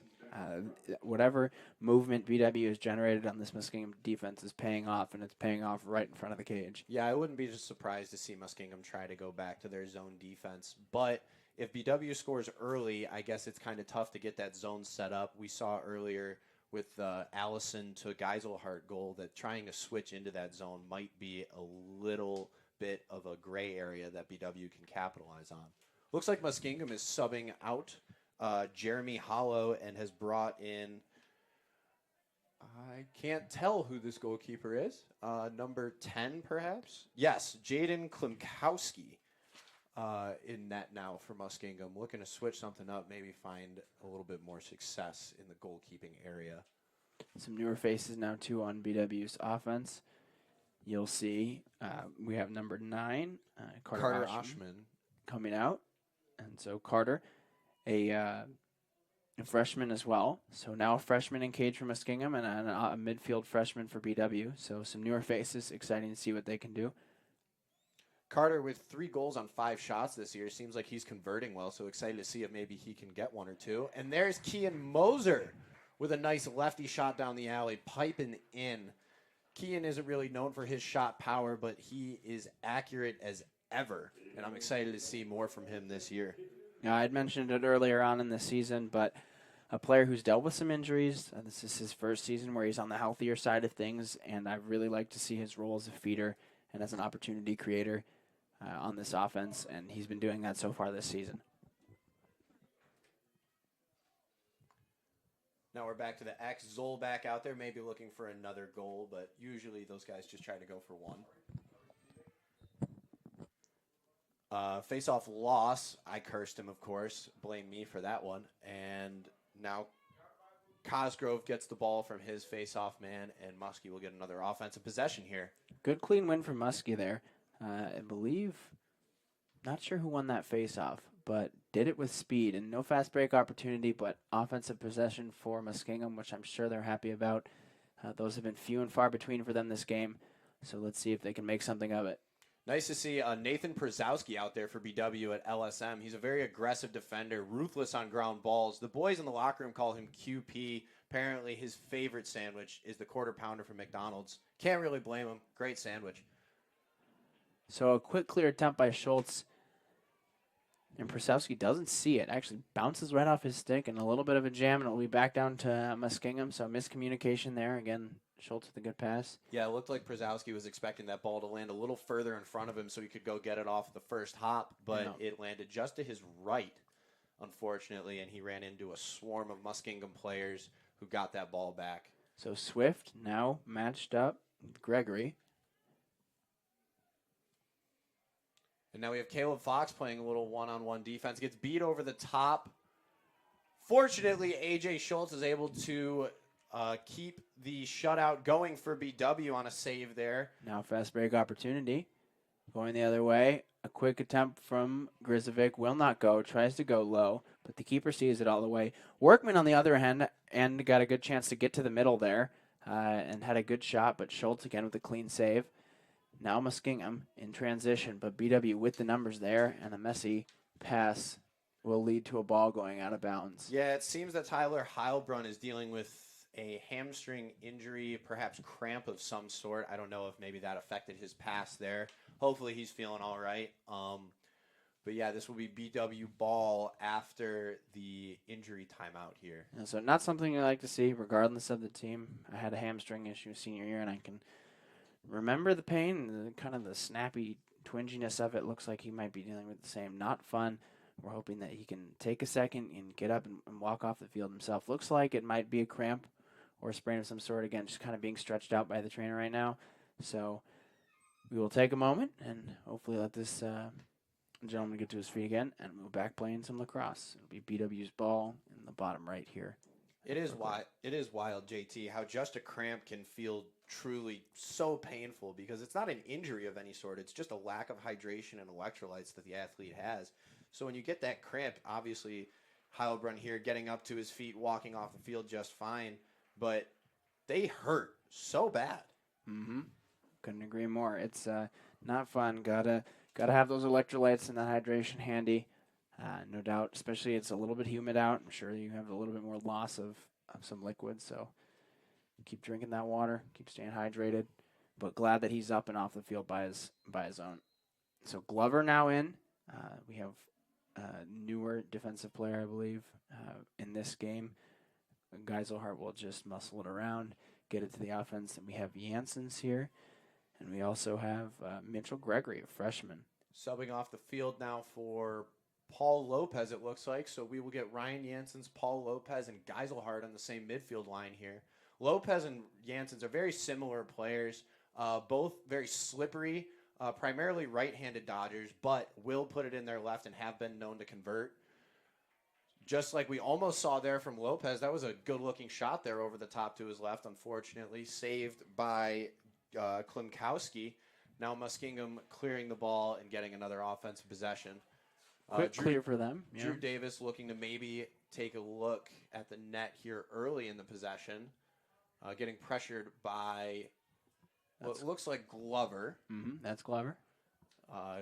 Benjamin Glover, a defender out of Oregon, played a lot of football in high school. West Coast gentleman like myself. Much like yourself, yes. Him and Loudon Peters have both been known to bring the boom, so be careful if you see him sliding towards you, as we might hear. Nope, Tafe holds his own in the matchup against Swift. And now we're back to the backside with Devin Ambrose playing defense on Jackson D'Amico. Really been excited this season seeing the strength of BW's D-mids. I think it's a position it's easy to be bad at, and it's a difficult spot. But BW having a long line of players who've had success there, and I think it continues this year. Sorry, that was Kamiski there dodging on Ambrose, not D'Amico. A cause turnover for BW, but a down player for Muskie. That's number Klein. 15, Ethan Klein. Gets up quickly. Seems like he might have just gotten his bell rung real quick. Looks like he's feeling all right, though. It looks like a push, but I don't see a flag, though it looks like we're sending in a man-down unit. Yeah, it looks like Owen Tafe got the push there from BW. Didn't really see that part of the play, but no, never saw a flag and never saw the push. Likely off ball. Generally, when we're tracking the ball, we're not going to be looking at other things. So, but now Muskingum with their first man-up opportunity of the game. BW keeping it clean so far, but not in this third quarter. So we'll see what Muskingum can do here, man-up wise. Yeah, their man-up percentage this year is not that great, 14.6, as we see there. Probably, I was looking through my notes, but I would imagine that there was the fact that there was a shot that early in a man-up possession means that it probably wasn't a great one. Being a man-up means that you're going to find an advantage, but you have to be patient in order to do so. We've seen that from BW a couple times. We don't necessarily want to score in the first 10 seconds of a man-up possession. Now BW with the ball will run out this penalty. Again, Schultz with another good save. He's come into cage and immediately picked up where LaPiccolo left off. Did the same in the Adrian game. That's a sophomore goalie, so good things to come for BW in terms of goaltending. Exciting to see that. Looks like BW will test the extra man defense from Muskingum a little bit here, maybe just trying to see if they can get an opportunity once they get to even strength. Grizovic now dodging a long pole at X, goes for a backhand flick shot, just misses the net, dodging runs it out, and it will still be BW ball with 22 seconds left on the shot clock. Now back to even strength. This BW offense has been strong today. Let's see if they continue that here. Nate Hoover dodging to his strong hand over the top, looks to move it, keeps it himself. And now we got Denise with the ball in a short stick. Short time on the shot clock. And a shot from Holcomb. Misses wide. 3 seconds left in the shot clock. No reset, so I believe the player will just dump it to the corner. These guys are doing a good job of getting over top. I'd love to see the opposite side midi sink in a little bit as this guy is running towards him. If he sinks in, his guy is being drawn towards that Dodger, getting in the middle of the field. Throw forward and a quick shot could be available there. But again, BW throwing the ball away because they had 3 seconds left on the shot clock, so now will be their chance to get back into ride. Looks like Calvin Big Country Warner starting the clear there for Muskingum. Moves it far side to number 23, Nick Cannon. So big country to Nick Cannon there on the clear, and now Klimkowski will throw it long during the 10-man ride from BW, looking like he's trying to make it look like a shot. Yeah, I agree with the referees there. I don't believe that was a shot. It was about 30 feet over the net. Maybe a little lower. I could have believed it. Yeah, this is something that teams will try in a 10-man ride. That goalie's out of the cage. If you shoot it and you miss, well, you're backing up a shot, but the ref's not saying that one is a shot. I think you could call that either way, and now it's back down to BW's side, looking to get some more offense going from them as the third quarter winds down. Yeah, nice shot there from Ryan Frankovic. As a D-midi, you kind of do like to take a look every once in a while, see if you can dodge an offensive midfielder and get a good look down the alley. Just missed on the bouncer. Very fundamental, though. I love that shot from him. Okay. And now we have Janssens, Kuhnman, and Geiselhardt on the midfield line. Let's see here what we drawn up from BW. Geiselhardt moves it to Kuhnman, almost takes a look, almost gets his head taken off, but is able to move the ball back to Bennett Trout at X and takes a shot, rebound from Klimkowski. Bennett Trout forces a cross-field look. I don't really know if I agree with that one. Plenty of time left there. Turns it over, and now Cannon will start with the ball here. Yeah, so BW getting a look there, a little bit forced, but I will say the Muskingum goalkeeper, the new one that's come in, doing a good job, making it a little bit more difficult for this BW team. Yeah, they've gone from 9 saves to 12 saves on, 8 saves on 12 shots? But Ambrose picks it up, goes to goal in transition, and converts. Sorry, 3 saves on 8 shots, but I jinxed him, of course. Maybe a little bit malicious on my part there, but great goal from BW. The shark goals are something players can get excited about. Anytime you convert a ride into a goal, it's exciting. People forget that your attackmen, your midfield, those guys are the first line of defense. When the ball is in the hands of the other team, generally on their half, there's a role that's being played on these offensive players to force those guys out, to stall for time. And BW, I've always loved how well they ride. Again, making it happen here, converting a goal out of that, something that's exciting. We have Carter Oshman here on the wing, I believe an offensive midfielder. So interested to see if BW keeps trying to push the pace so far. Since we only have a minute and a half left, we might not get a look at that. Or we will. Muskingum turns the ball over roughly at midfield. Noah Dodgen picks up the ground ball. Shot. Save from Klimkowski. Great save there. A little bit of an elbow flick. Yeah, you saw him move it right out there. Well done. So Oshman will stay. A minute 14 left in the third quarter. The score 21-0 BW. Oshman off of his stick. Looks like it'll go out, but I think he'll stay and play. I think he's been playing both ways when he's been in. So fake from Sega. Ball to the middle. Missed by Muskingum. An offsides call. Yes, that was offsides. Was offsides, but I expected the ref to see it. He didn't. Dodgen went to pick up that ball the same time Oshman did, and that was left 2 on our side. But Dodgen now converting. Great goal. Can't complain. Sometimes the ref misses it. Everyone's human. Nice goal from Dodgen there. I expected to see Muskingum's coaching staff to be going ballistic on the sideline there because that was a pretty missed call. That was right in front of the ref, too. Yeah, right in front. Rather egregious. All 3 players that should have been onside, or at least one of them should have, were all as far as the 45-yard line on the BW side. So interesting missed call there, but hey, we'll take it. 22-0 BW, 49 seconds left in the third quarter. Frankovic back on the wing here. Zach Zoll taking the draw, and Logan Laffler on the other wing. Zoll wins it to himself, runs the ball into the offensive zone. We'll see if BW takes the timeout here. 40 seconds left. No, they do not. And Frankovic now with the ball again. Has a long pull on him. As a D-midi, he'll probably just sub since he doesn't have a matchup there. Now Bennett Trout, step down shot, save from Klimkowski.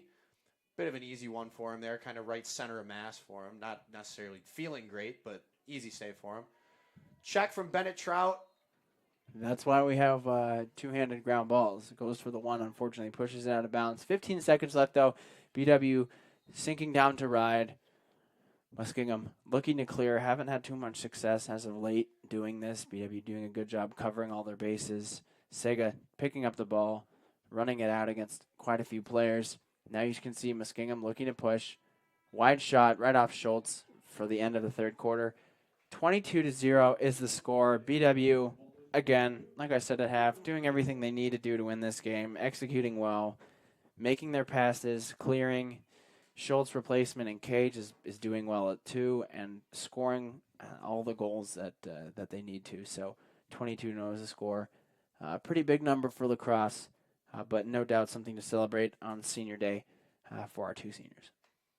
Yeah, I'd agree with that. And honestly, 22 for one side, I would agree, is a bit much for a lacrosse game. But, I mean, if you're a betting man, 22 goals overall in this game is probably pretty close to the spread. I'd imagine the Vegas had it somewhere around 23, 24 and a half. So, I mean, we'll see what happens. BW might slow it down here coming into the fourth, trying to roll another couple players in there. Maybe not intentionally slowing it down, but a little bit of less experience can lead to a slower pace on the offense. So we'll see what happens.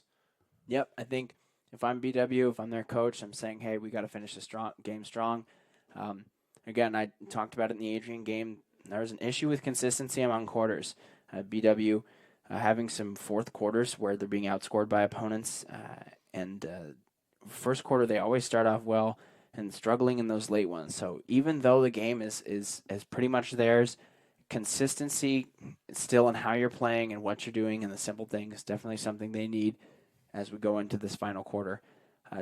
Before we go into this final quarter, I want to thank some folks for sponsoring and bringing this game to you guys, this Yellow Jacket Lacrosse game. That would be the Oswald Company, risk and insurance leaders since 1893. And we also want to thank BSN Sports and Nike, the official apparel and uniform provider for the Yellow Jacket Athletics. So BW out in the butters today, as they call them, those yellow jerseys, looking clean. And that's all thanks to BSN and Nike.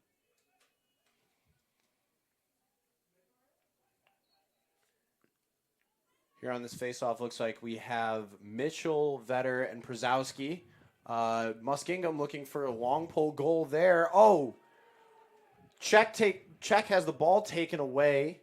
Then a Muskingum player, already forgot the number, picks it up, almost dumps a free goal in on A.J. Schultz, but he stonewalls it. And frankly, that is a tough, disciplined save for A.J. to make there. 1-on-0 is never where you want to be as a goalkeeper. Great save. Way to stay calm from him. Yeah, and if there's one place consistency has been found in this game as we've changed out players, it's been the goalkeeping position. Schultz has done a fantastic job. He steps up. If he continues to do that, I'm sure Coach Chetro will be excited. Looks like we have some more youth coming in on BW's midfield. We have number 29, Eli Armstrong, stepping out there with Justin Denise and Ian Shealy. Looks like BW thought that it was a shot. I guess the refs might have interpreted it as a pass, leading to a turnover and Muskingum ball. Klimkowski now finding D'Amico on the clear, covered by Gavin Pate. And now we have Grant Smith looking to make a pass against Eldon Corbett. Almost gives the ball away. Muskingum manages to pick it up. Chipper Yacobucci, what a name, picks up the ball and manages to get it to his team for possession. So now Yacobucci on tape, looking for that S dodge. Yeah, that I had a feeling the referee might have called that a flag there. One-handed stick checks like that when you're swinging the stick around, more likely than not, will get called as a slash. Now Armstrong playing some good defense, even as an offensive midfielder there, manages to cause a contested shot. Schultz saves it. Now we're going to see the man down due to that slash from Owen Tafe. And as you can see, man down unit coming on. Before that, though, both Glover and Duncan, new faces on the close D, along with Pate, who's been in the game the whole time. But those guys will sub off, and we will be a man down. Again, Muskingum not doing the best on man up opportunities, but I'm sure they want to convert here and get on this scoreboard, and BW looking to hold this shutout. I'm sure that's something they're proud about making sure happens today. Looks like BW's in a little bit less of a set defense as they have been in previous years. More of just an amoeba of yellow out there trying to cover the 6 Muskingum players. So far, so good. A step-down shot from number 28. Nope, not number 28. 18. If only I could see these numbers. Tyler Workman misses just wide. Workman back with the ball here. Feeds it inside for Yakabuchi. Yakabuchi's shot saved by Schultz. Looking for Caleb Fox over the top, and this will be a pretty easy, breezy man down clear. Usually they are quite the chore. Workman definitely having some of the best looks for Muskingum so far. Again, got to the middle and had a good shot early in the second quarter, and then a good pass there. But does not go for Yakabuchi, so now BW will look to ride out this penalty.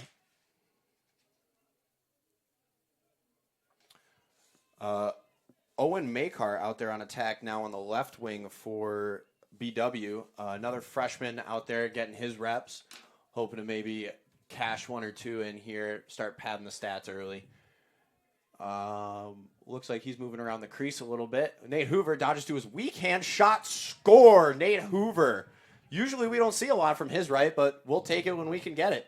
Doing the unthinkable there, switching to his right hand and getting to the middle, but does it well. A great low shot, hard, and makes it difficult for that keeper. Score now 23-0 for BW. So lots of players finding the back of the net today for the Yellow Jackets.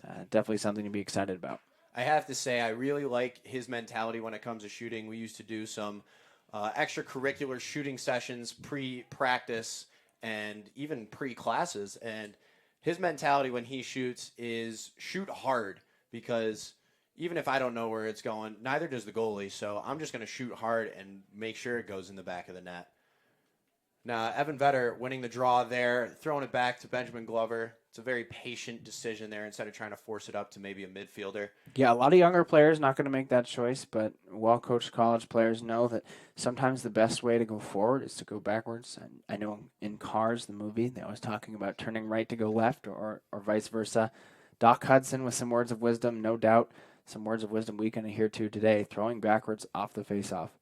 All right, we are back with a younger midfield line. We have number 29, Eli Armstrong, back out there with Carter Oshman and Ian Shealy. Ball goes down real quick from Eli Armstrong, manages to pick it back up, thank goodness.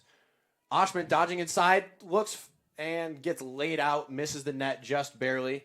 I like that take. That's a good aggressive take. You love to see freshmen not being afraid of contact. The transition from high school to college, especially with the allowed body checking, can be quite a strange one for some players, but he soaked that quite well. So now we have Armstrong. You know, these new lineups, shot from him, goes outside.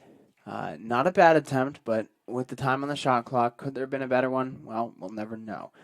So now we have Holcomb with the ride with Grizovic. Plenty of new faces. So far, their dodges have been good, but we need to see some more goals. And now the ball will be back over. BW keeping their onside responsibility. I appreciate that. Yeah, that was a great ground ball there by A.J. Schultz, not being afraid to come out and pick that one up. When you got that fishnet of a stick, you don't necessarily want to have to rely on other players that might have somebody on them to pick up that ground ball. He was able to just make that play himself. Ryan Jansen's now dodging, looking to feed, finds Paul Lopez on the wing. Sets a great up screen there for Paul. Paul swings the ball back through X. Now we might get a shot from Armstrong. No, but a short stick matchup might take a dodge. Now Holcomb dodging his long stick defender. Now we have Janssens on an island, looking to go. Shot and goal. We now have both seniors scoring on their senior day. What more could you ask for? It's a low angle, low percentage take from Janssens. I'm sure if that one didn't go in, he'd hear about it at film. But if ifs and buts were candy and nuts, we'd all have a wonderful Christmas, JT. What do you think about that? I appreciate that commentary. And no doubt, Janssens actually, something I've seen from him before in practice, getting down the left alley, putting it in his right hand and sticking it short on that corner can surprise a lot of keepers. Definitely not the craziest, most accurate placement shot, but putting it low surprises a lot of folks and surprised the keeper here today. So now both seniors on the board for senior day, both Zach Zuhl with his jump shot goal and Janssens with his close finish on the pipe, making BW proud today. And there's another attempt at a one-handed ground ball. Make that 2 attempts at a one-handed ground ball, and this is why, young players, you need your fundamentals. You pick up that ball with 2 hands and run through that contact, that's a BW possession. Now we have Muskingum bringing it the other way instead. So Sega with the ball will be met by Frankovic and Lafleur, and they are going to absolutely mug him. Oh, with a flag too. So some helmet contact there. No doubt slid up. Frankovic saying, "Hey, was that me? Was that me who caused that penalty?" And no doubt it was. So he will be heading to the box. BW man down unit getting out on the field. I'm curious to see what the actual call is here. That didn't seem like he headbutted him per se. Cross check. Okay. I can understand that. His hands were a little wide. I was going to say, I don't know if that was necessarily to the head. Went a bit high too. I think he slid up at one point, but nonetheless, BW now in man down. You can see new faces to this man down unit. Prasowski, who's only been on the field a couple times too, and you can see Korber, a guy who's gotten some reps.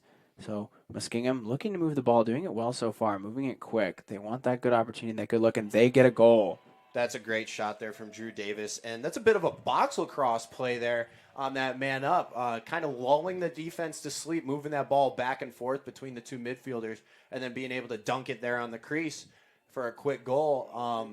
Honestly, BW probably should have pressed out a little bit more, try to disrupt that feed a little bit, but what are you going to do? Lacrosse, that's why they play the game.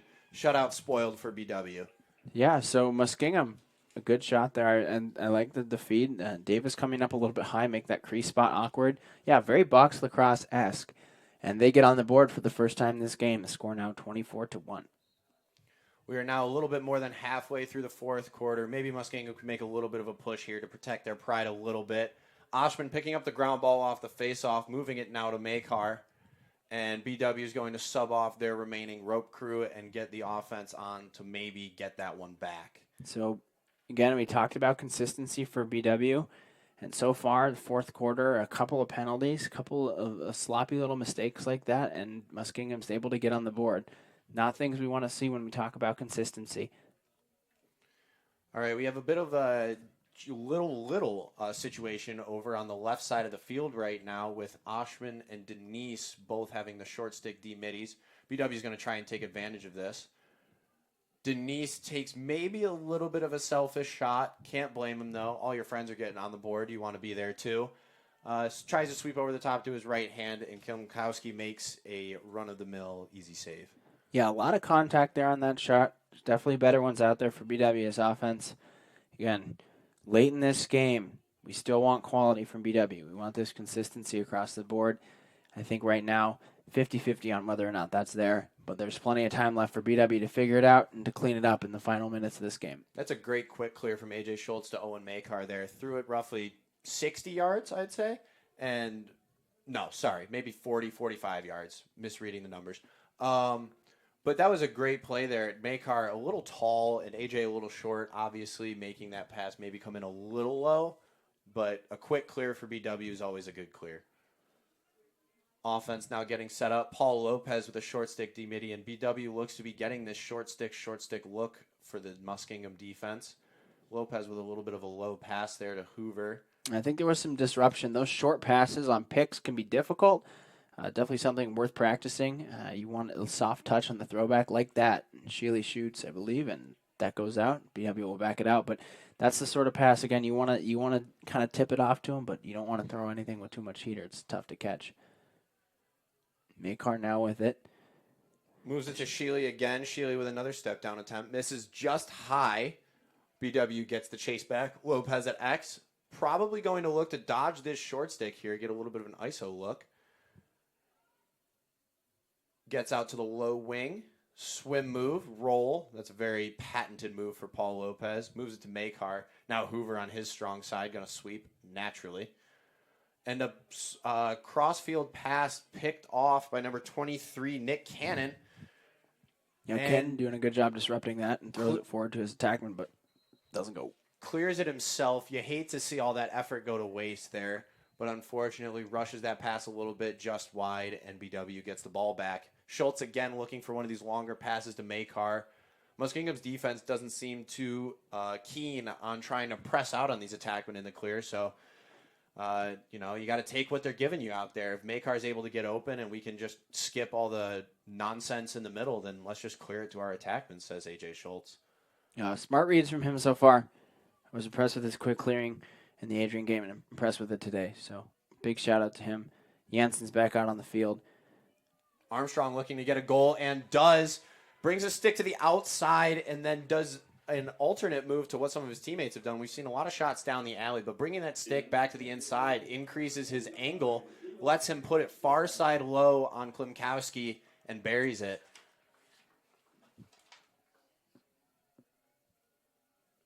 That is his first goal of the year, according to my notes here. Congratulations to Eli Armstrong, a freshman getting his first goal of the year on senior day. Yep, so already had an assist this season, but now matches a tally, too, of 1 goal. So congrats to him, a good tough dodge, and he's able to collect. And now we are seeing our 4th LSM of the day at wing, Tommy Orsini, getting some reps here. Another freshman getting some good rope crew reps. Just confirming with Coach Bill Schmolt that he was supposed to be out there, and it looks like he was. Flack at the X, he has recently gotten away from his initial role as a faceoff guy, become more of a defensive midfielder, but looking to still get some reps today, and unfortunately loses that one. Now Muskingum looking to set up a possession here. Ooh, that was almost a very bad decision from Jacob McDermott there, turning his back on his teammate with the ball while he was getting pressed by Orsini. Not necessarily very high IQ play there. You want to try and let your teammates have outlets when they're about to get pressured, but unfortunately, Muskingum's able to keep the possession there. A lot of fresh faces for BW's defense, but so far they've been able to put together and string together some good play. Oh, here's Mitchell looking to get a takeaway check. Doesn't quite get it. A very confusing series of operations there. That should have been a hold on Davis there. I guess the refs are kind of letting him play a little bit now. Glover clears the ball himself. Throws a bad pass, however, to Ryan Holcomb at attack, and now it's going to be Muskie ball to clear. Yeah, good stuff from this defense. So I've liked how ready they look. Good communication. Orsini, Duncan, Glover, newer faces. Looks like number 14, Micah Moser out there as well. And Aiden Malone now in net for AJ Schultz. He stole your number, JT. He did. It's a good number, 36. I wish him well with it. So happy to see more faces out on the field. 4 minutes and about 30 seconds left in this game. Defense needs to lock in and clean it up. And so far, they're doing a good job. That's some good patient short stick defense there from number 15, Eden Hoder. That's way to be patient, not throw too many stick checks. We saw earlier what throwing a lot of stick checks can do when Owen Tafe got that slashing penalty.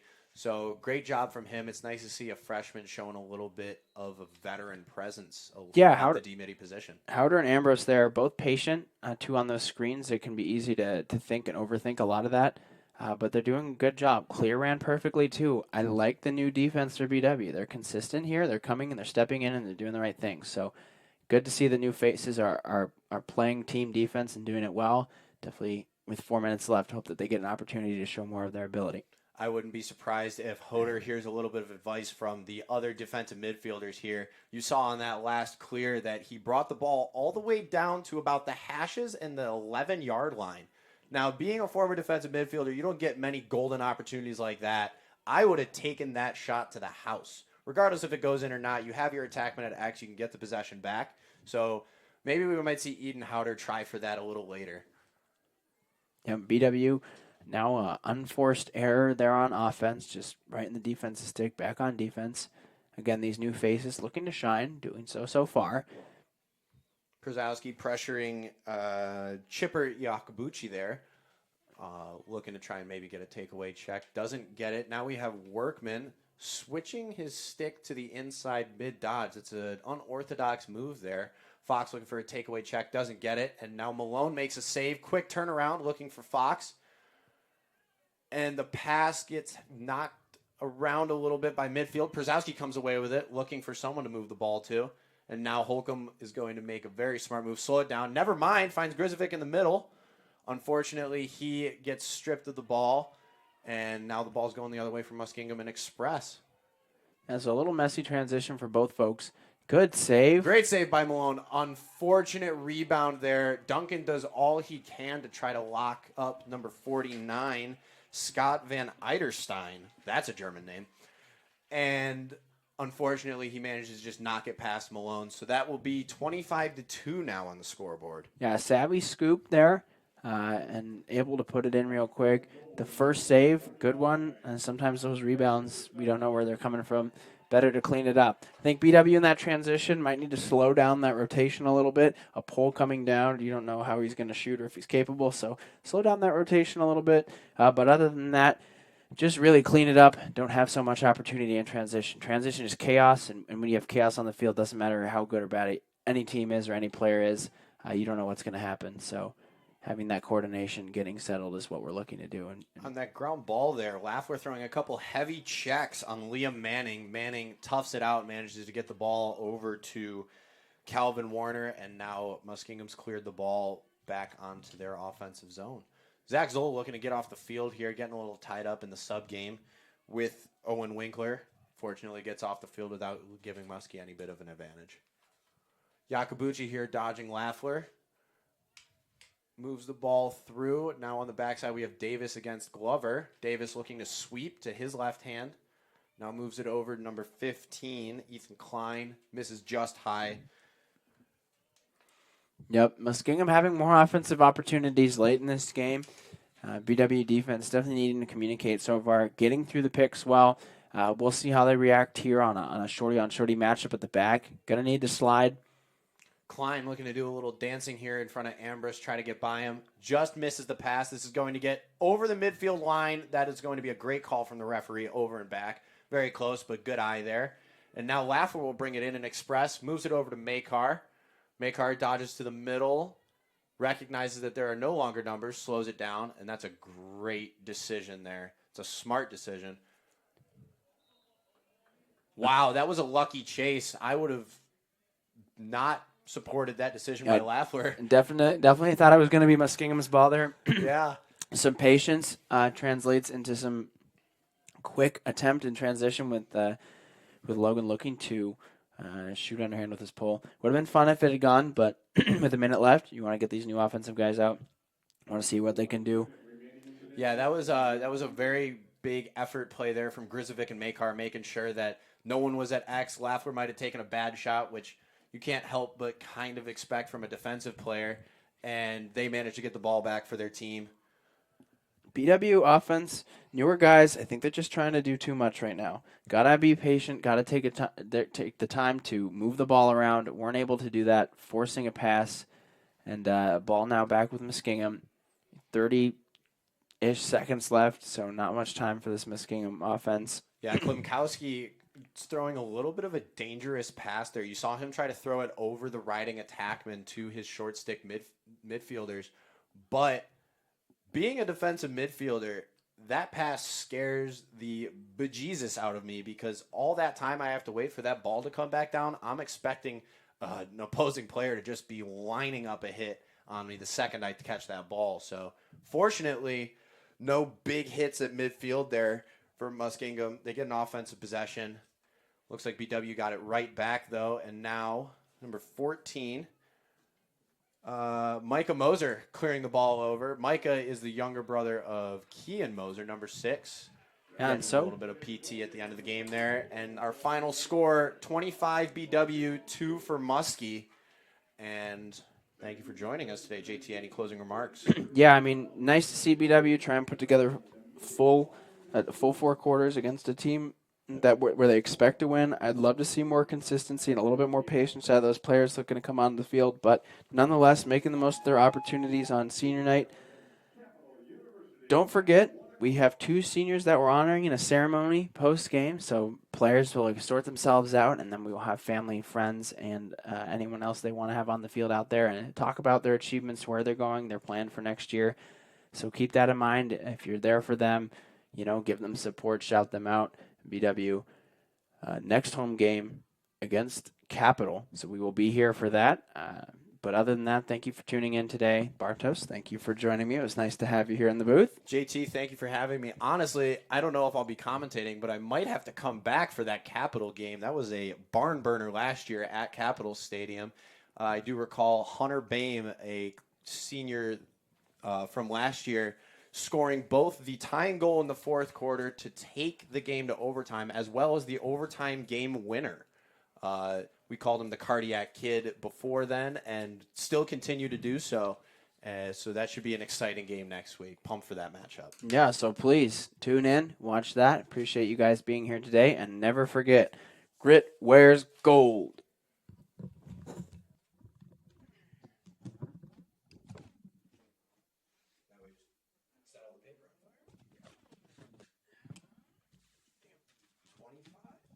Second biggest blowout in series history.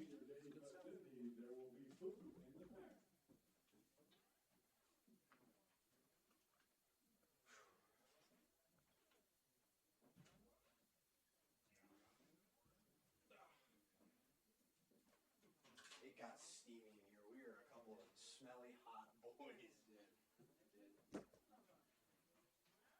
We're going to leave this running for the festivities. Yeah.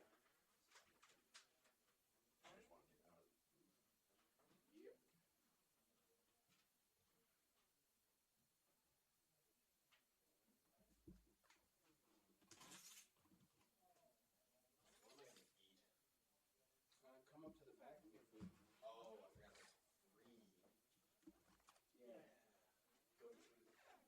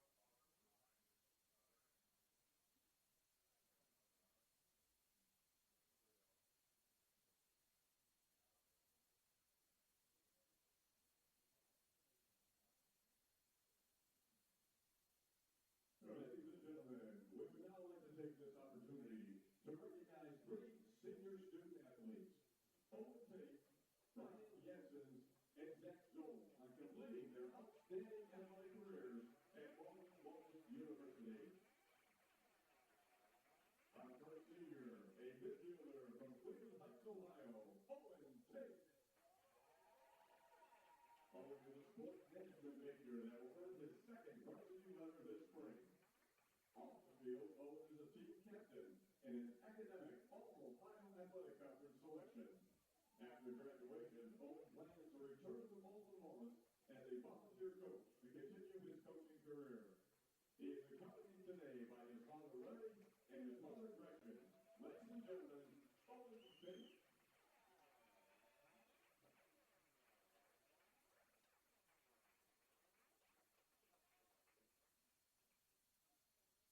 Our next senior, an attack midfielder from Lexington, South Carolina, Ryan Jensen. Ryan is a sports management major that will earn his fourth varsity letter this spring. Off the field, Ryan is a Dean's List student and an intern with Empower Sports. After graduation, Ryan plans to move back to South Carolina and look for a job in the sports management field. Ryan is accompanied today by his mother Adele and his aunt Annette. Ladies and gentlemen, Ryan Jensen.